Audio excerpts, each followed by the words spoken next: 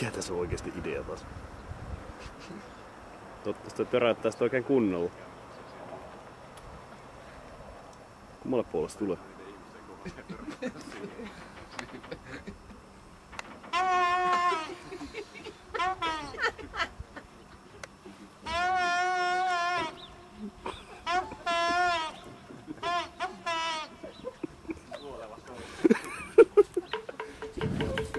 Kuoleva sorsa.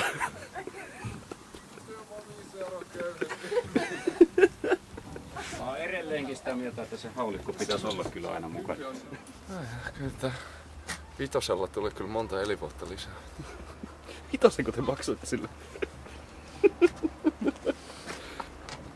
Hyvin käytetty.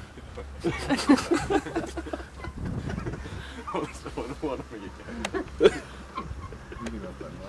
Mulla otappas nyt oroi sinne jo, jos se piilotaan.